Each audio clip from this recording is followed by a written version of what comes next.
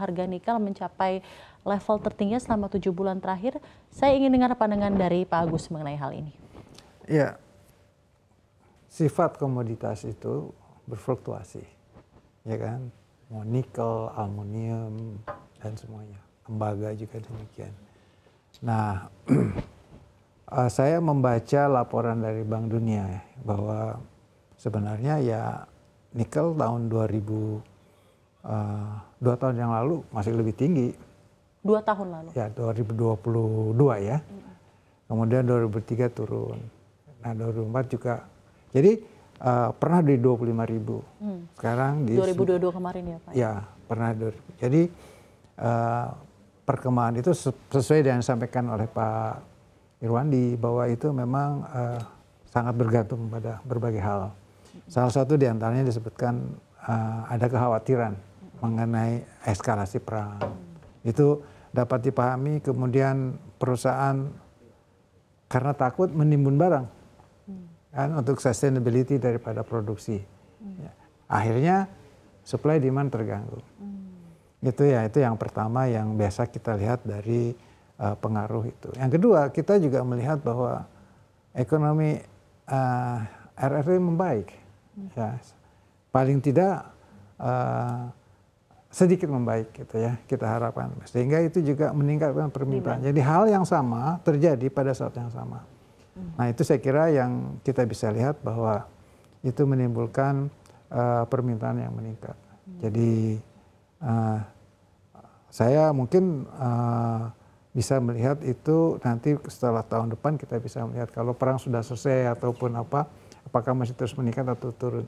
Tapi saya kira naik turun itu business cycle. Persis. Pak Agus, tadi kita juga dengar tanggapan dari Prof Irwandi mengenai harga level nikel yang cukup tinggi ini. Ada tanggapan tersendiri dari Prof Irwandi yang mengatakan bahwa ini tidak serta-merta akan menjadi durian runtuh dan menjadi berita baik gitu ya untuk Indonesia dengan harga nikel yang menembus level 20 ribuan ini. Seperti apa? Bisa dijelaskan, bisa dielaborasikan maksud dari Prof Irwandi?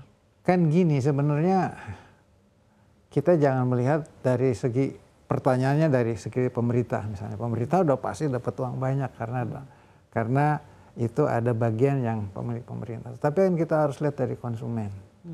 Konsumen itu tahan nggak dengan kenaikan tingkat itu? Padahal kita tuh hidup sama-sama, konsumen dan produsen.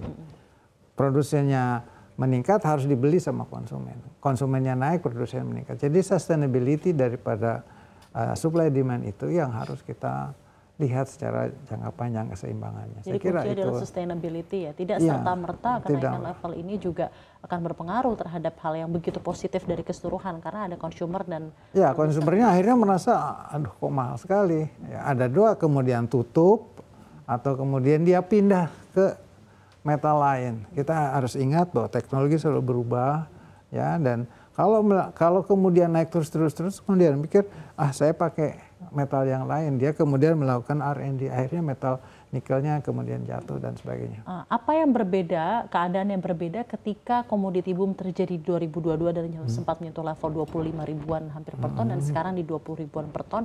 Apa bisnis cycle yang berbeda saat ini dan mana yang lebih menguntungkan dalam keadaan seperti ini, Pak? Ya, pada waktu yang tahun 2000 itu memang kelihatannya baterai ya menjadi salah satu pemicu ya. Jadi demand-nya terhadap baterai. Ya, kemudian baterai yang begitu meningkat sehingga orang melihat wah ini karena baterai itu baru muncul sekitar 10 tahun terakhir ya. Ya sebelumnya itu nikel itu hanya dipakai oleh stainless steel. Saya ngikuti lama sekali, pernah di Inco segala macam ya. Jadi pabrik nikel di Indonesia cuma ada Inco waktu itu, sekarang Vale, kemudian muncul lagi kemudian Antam, cuman itu gitu ya. Dan karena memang perkembangan stainless steel itu kan tidak melonjak-lonjak ya seperti itu, seiring dengan pertumbuhan daripada ekonomi nasional atau dunia terutama. Nah, munculnya 10 tahun terakhir ya sejak Cina masuk ke NMC, kemudian EV-nya meningkat luar biasa, itu dunia nikel nggak mengira, ya. Oleh karena itu banyak kemudian datang untuk invest di sini. Nah itu saya kira memang